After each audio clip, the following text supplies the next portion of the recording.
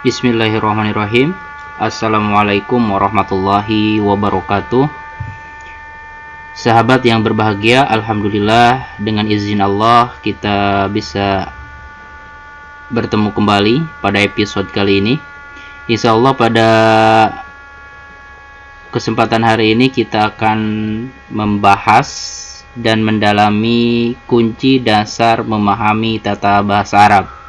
Jadi kita akan melihat tata bahasa Arab dalam sudut pandang yang sederhana dan begitu mudah. Baik, langsung saja.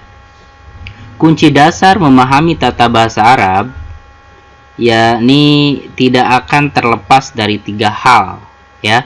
Jadi kunci dasar memahami tata bahasa Arab itu tidak akan terlepas dari tiga hal: huruf, kalimat, dan jumlah, ya.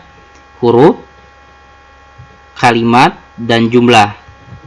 Sederhananya, jika dicontohkan atau dianalogikan dalam tata bahasa Indonesia, huruf itu adalah huruf, kalimat kalau dalam bahasa Indonesia itu kalimat adalah kata, jumlah itu adalah kalimat, ya.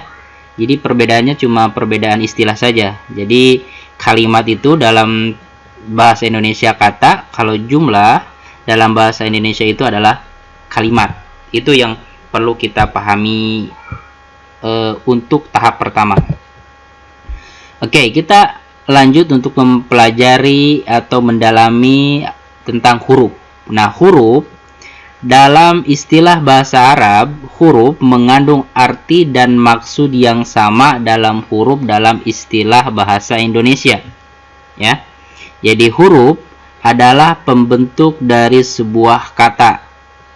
Huruf, nah, da, ja, ta, sa, ta, na, sa, ka.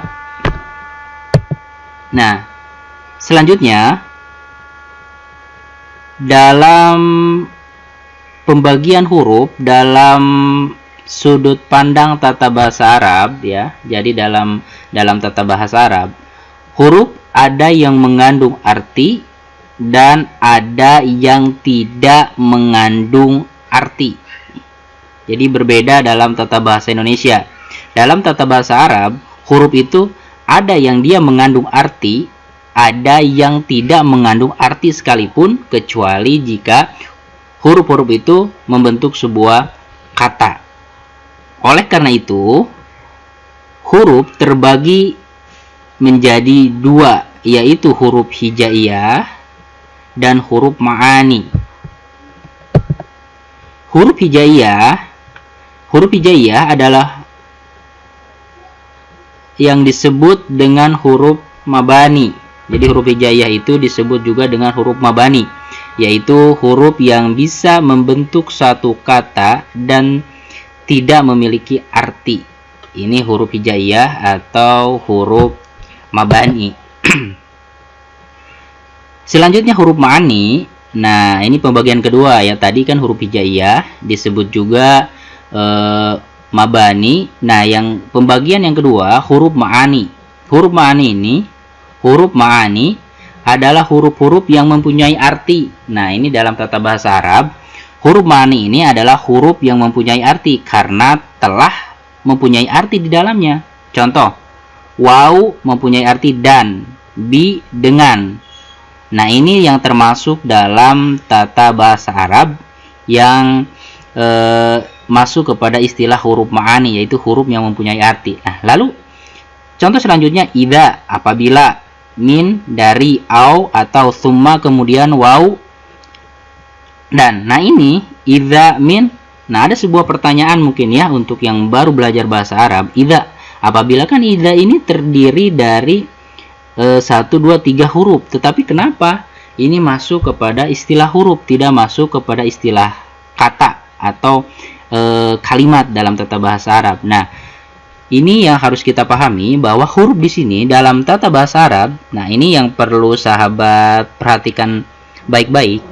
Dalam huruf mabani bisa muncul dari satu huruf saja, dan ada juga yang terbentuk dari 2 atau 3 huruf, tapi tetap disebut huruf.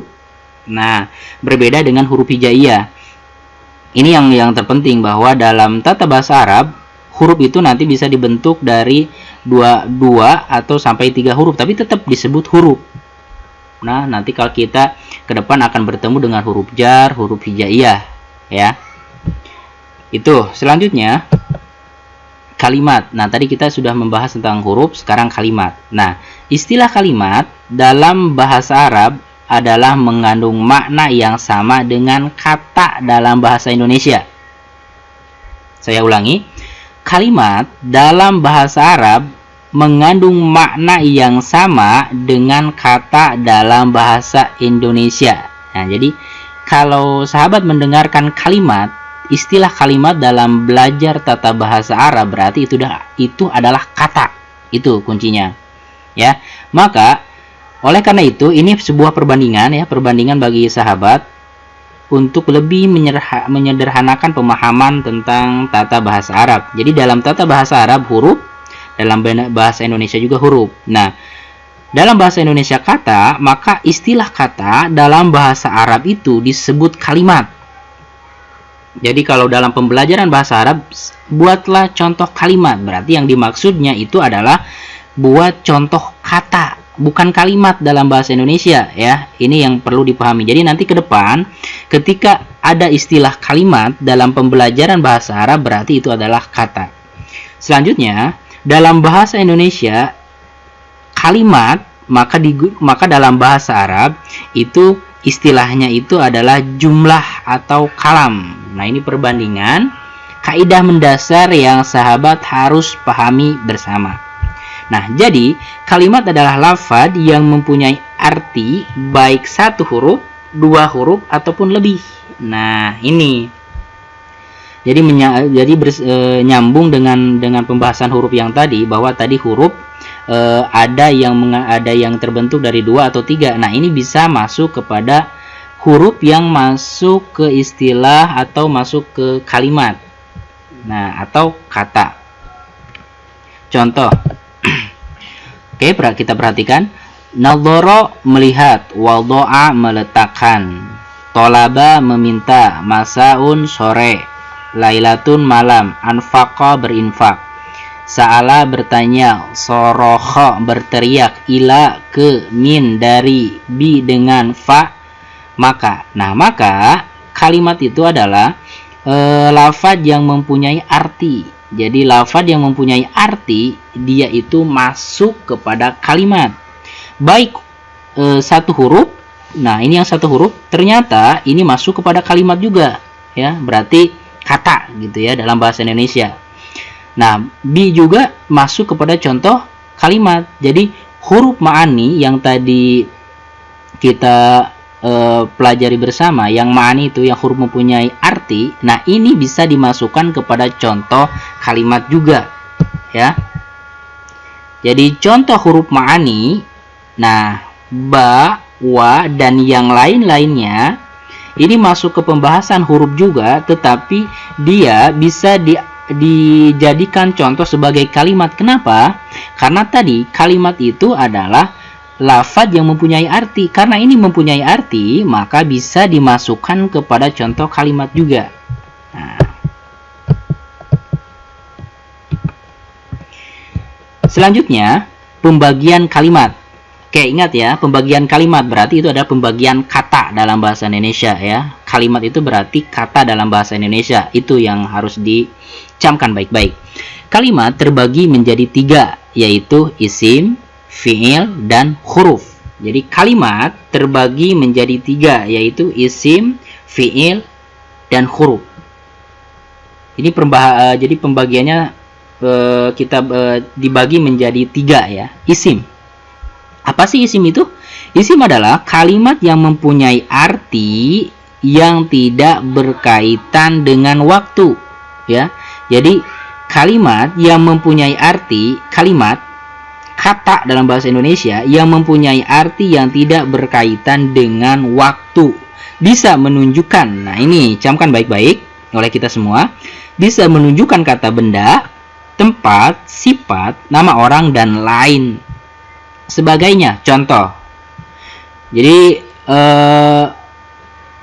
yang menjadi patokannya itu, yang menjadi batasannya itu adalah bahwa isim itu adalah dia tidak terikat dengan waktu. Kalau yang terikat dengan waktu atau yang berkaitan dengan waktu, nanti kita bahas, itu adalah fi'il. Nah, contoh isim ini adalah contoh nama orang, Muhammadun, baitun rumah, masjidun masjid, qalamun pulpen, kitabun buku, miftahun kunci, thawbun baju, kubun gelas. Nah, semuanya ini adalah lafaz yang mempunyai arti dan semuanya ini tidak berkaitan dengan waktu. Selanjutnya fi'il. Nah, fi'il ini sahabat kebalikan dari isim. Jadi fi'il itu adalah kalimat, kata dalam bahasa Indonesia ya, istilah kata dalam bahasa Indonesia yang mempunyai arti dan berkaitan dengan waktu, atau dalam bahasa Indonesia itu disebut kata kerja. Contoh, nadhara melihat, wado'a meletakkan, sa'ala bertanya, sorokha berteriak. Maka contoh-contoh fi'il ini simpelnya itu adalah dia kata kerja. Jadi apapun itu yang merupakan kata kerja dalam bahasa Arab, maka itu adalah disebut fi'il. Kalau isim kebalikannya. Kalau isim, dia itu adalah lafaz yang mempunyai arti tapi tidak berkaitan dengan waktu. Bisa dari nama orang, kata benda, dan lain sebagainya yang tidak bisa berkaitan dengan waktu. Maksudnya apa sih tidak berkaitan dengan waktu itu? Nah, contohnya Muhammadun, Muhammad. Nah, itu nggak bisa dikaitkan dengan waktu. Tapi nadhara melihat itu berkaitan dengan waktu. Kapan kamu melihat? Jam berapa kamu melihat? Kapan kamu bertanya? Jadi semuanya berkaitan dengan waktu. Oke? Selanjutnya sahabat, yaitu huruf. Nah, ini adalah pembagian ketiga dari kalimat. Nah, huruf adalah sesuatu yang membentuk sebuah kalimat, ya. Kata, ingat ya, ketika dalam bahasa Arab ada istilah kalimat, berarti itu adalah kata dalam bahasa Indonesia dan mempunyai arti. Huruf yang masuk kategori kalimat, nah ini adalah yang harus sahabat camkan baik-baik. Huruf yang masuk kategori kalimat adalah huruf yang ma'ani. Nah, yang tadi saya jelaskan yaitu sebagaimana penjelasan sebelumnya. Jadi huruf-huruf ma'ani, huruf-huruf yang dia walaupun satu huruf, 2 atau 3, intinya dia mempunyai arti, maka dia masuk ke pembahasan atau masuk ke bagian kalimat, ya. Contoh, idza apabila, min dari, au atau, summa kemudian, waw dan bi dengan. Ini masuk contoh huruf semuanya, tapi huruf yang ma'ani. Kalau huruf yang hijaiyah atau huruf yang tidak mempunyai arti, contoh huruf ja, ro, dia nggak mempunyai arti, maka dia tidak masuk pada huruf ma'ani, tapi masuknya ke huruf hijaiyah atau huruf mabani, yang dia itu tidak mempunyai arti. Oke. Ya, mungkin itu pembahasan yang sederhana, yang ringkas, tetapi pembahasan ini begitu mendasar, begitu menjadi pondasi awal agar kita mudah untuk mempelajari tata bahasa Arab selanjutnya. Oke, jazakallah khair atas perhatiannya. Mudah-mudahan pembelajaran kita Allah ridhoi dan kita berdoa kepada Allah Subhanahu wa taala, Allahumma inni as'aluka ilman nafi'an wa rizqan thayyiban wa amalan mutaqabbalan. Ya Allah, sesungguhnya aku memohon kepadamu ilmu yang bermanfaat, rezeki yang baik, dan amalan yang diterima. Mudah-mudahan pembelajaran kita bernilai ibadah di sisi Allah Subhanahu wa taala, sehingga ilmu kita mengandung keberkahan dan bisa bermanfaat untuk mendalami agama kita, agama Islam, mempelajari sumber agama Islam yaitu Al-Quran dan As-Sunnah. Ya, terima kasih sahabat. Assalamualaikum warahmatullahi wabarakatuh.